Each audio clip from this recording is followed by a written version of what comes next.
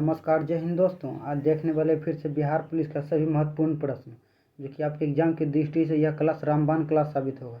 सभी प्रश्न आपको एग्जाम में देखने के लिए मिलेगा, इसलिए सभी प्रश्नों को आपको ठीक से याद रखना है, नहीं तो बहुत पछताइएगा दोस्तों।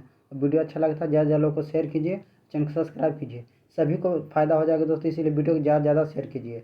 ठीक है, आपके पास 50 से 55 60 दिन बचा, इससे ज़्यादा नहीं बचा, इसीलिए पूरा रट के पढ़िए और जितना भी हो सके वन लाइनर बुक पढ़िए दोस्तों। आपको सजेशन दे रहे हैं दोस्तों कि वन लाइनर बुक पढ़िए, आपको ज़्यादा फायदा मिलेगा। और मेरे साथ जितना भी टेस्ट हमारा हम आपको दे रहे हैं सभी को आपको रटना है, याद रखना है।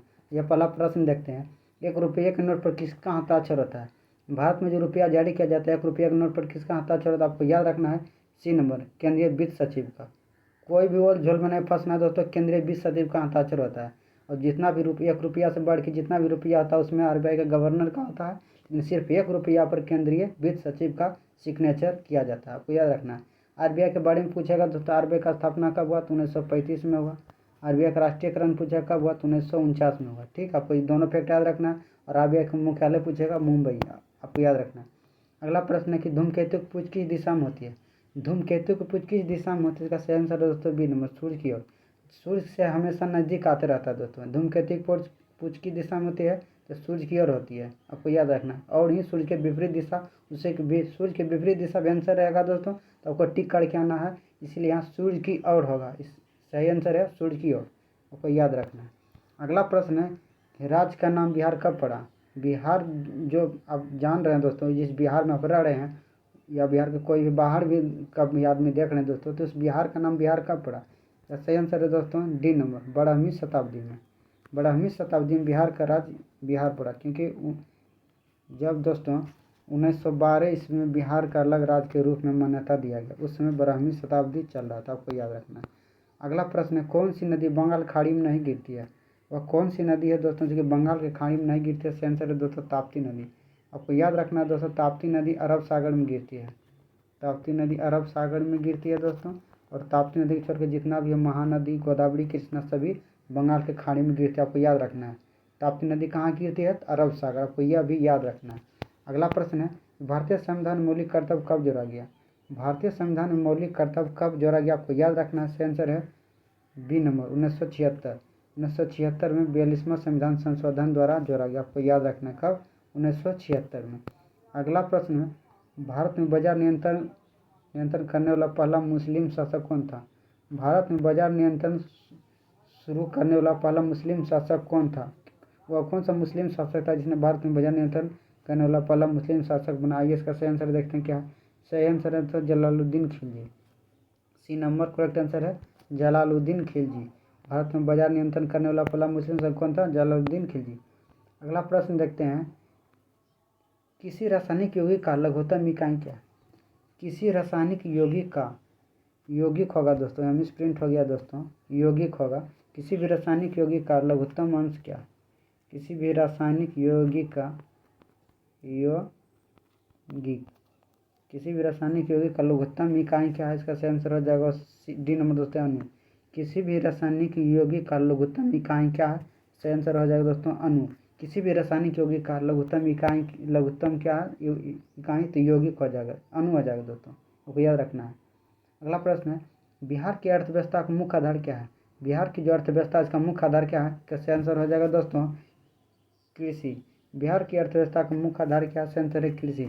बिहार का जो अर्थव्यवस्था मुख्य रूप से कृषि पर आधारित है, क्योंकि यहाँ उद्योग बहुत कम है दोस्तों, इसीलिए बिहार का जितना जनसंख्या सबसे अधिक कृषि पर निर्भर करता है, आपको याद रखना है। अगला प्रश्न है, विक्टोरिया जलप्रपात किस नदी पर है? बार बार एग्जाम में पूछा जाता है विक्टोरिया जलप्रपात किस नदी पर है, आपको याद रखना है। सही आंसर है दोस्तों जाम्बेजी नदी। विक्टोरिया जलप्रपात किस नदी पर है? जाम्बेजी नदी पर है। अगला प्रश्न है, बारडोली सत्याग्रह का नेतृत्व किसने किया था? बारडोली सत्याग्रह कब हुआ था दोस्तों? 1928 में हुआ था। बारडोली सत्याग्रह कब हुआ था? 1928 में। बारडोली सत्याग्रह का नेतृत्व किसने किया? सही आंसर है number A number, Sardar Vallabh भाई पटेल। सरदार पटेल द्वारा बारडोली सत्याग्रह का नेतृत्व कब किया गया? 1928 ईस्वी में किया गया, आपको याद रखना है।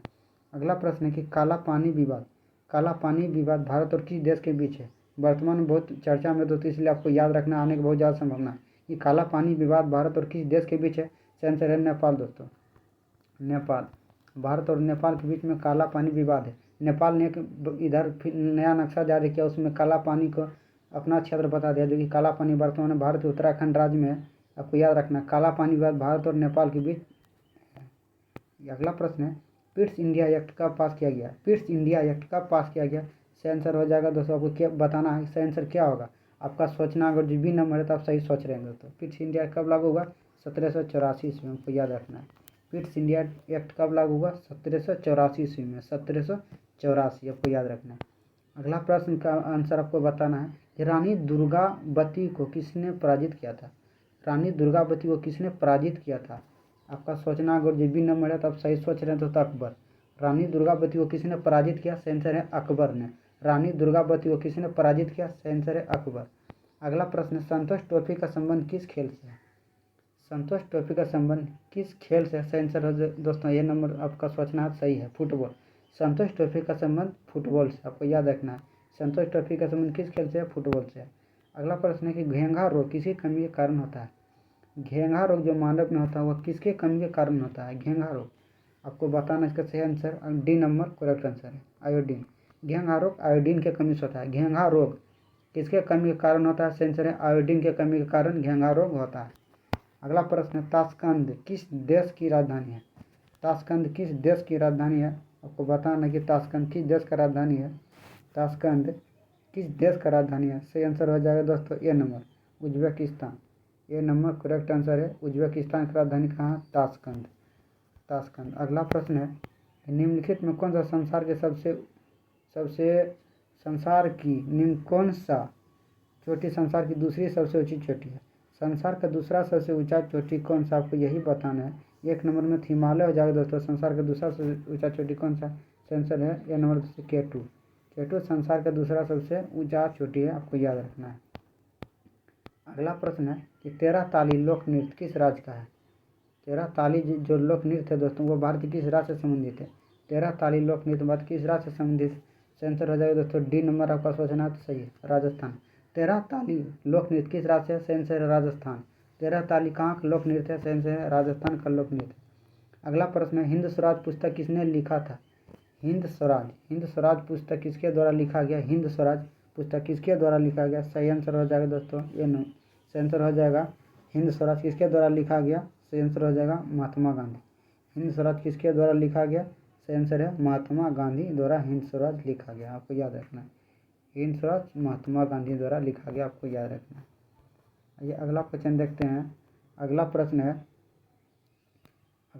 है कि अम्लीय जठर रस किसके द्वारा स्रावित होता है? अम्लीय जठर रस है वह किसके द्वारा स्रावित होता है? अम्लीय जठर रस किसके द्वारा स्रावित होता है? सही आंसर है अमाशय द्वारा।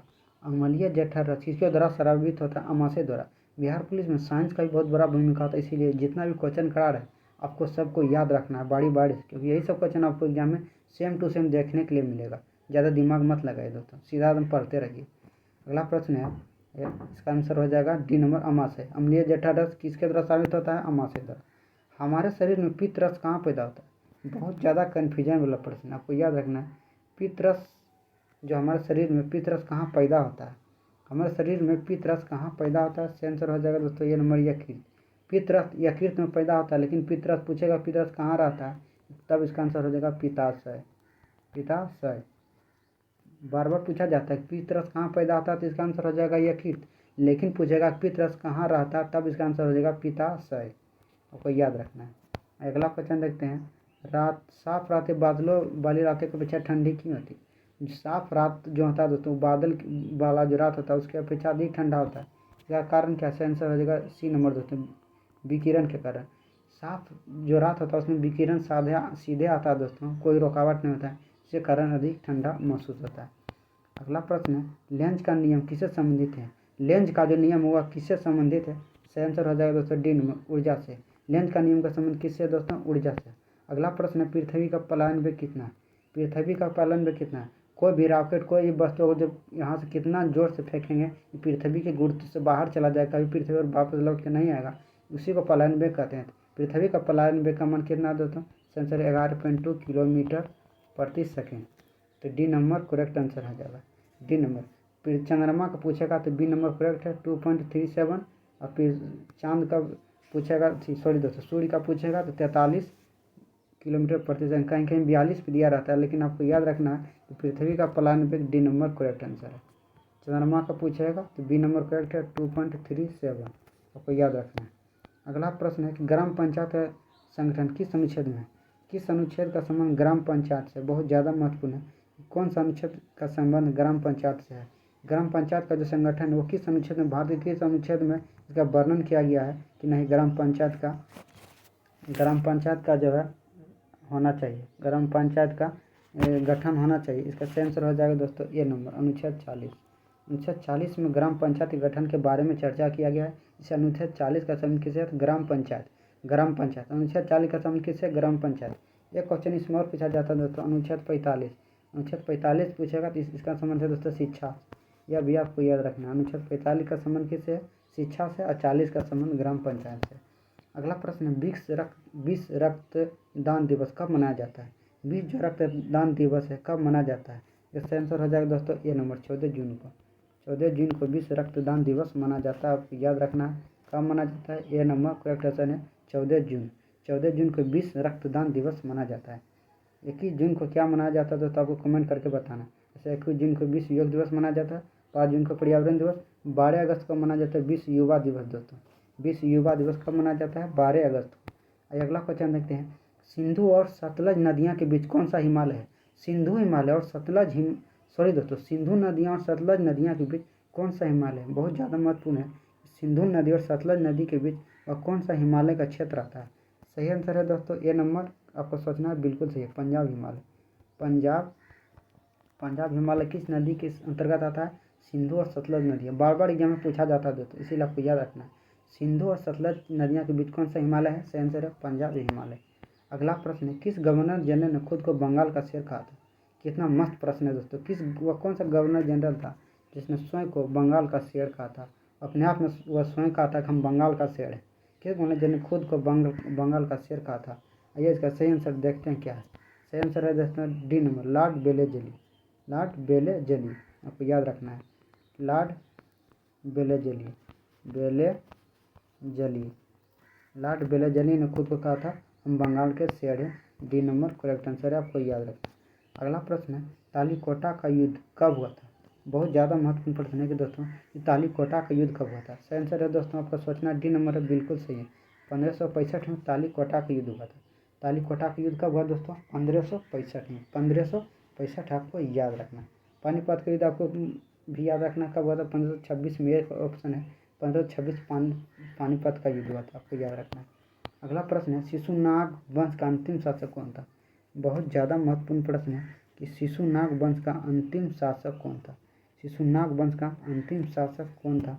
यह सही आंसर आपको बताना दोस्तों क्या होगा? सही आंसर है नंदीवर्धन जो शिशुनाग वंश का अंतिम शासक था। शिशुनाग वंश का संस्थापक कौन था? शिशुनाग था। शिशुनाग वंश का अंतिम शासक कौन था? तो नंदीवर्धन। ये 30 क्वेश्चन था, आखिरी क्वेश्चन था दोस्तों। सभी प्रश्नों को आपको बड़ी से याद रखना। सही क्वेश्चन बहुत ज़्यादा महत्वपूर्ण है, इसीलिए सही प्रश्नों को आपको याद रखना। वीडियो ज़्यादा शेयर कीजिए, चैनल को सब्सक्राइब कीजिए। मिलता है अगले वीडियो में दोस्तों, तब तक ये पूरा मन लगाकर पढ़िए। जय हिंद, नमस्कार दोस्तों।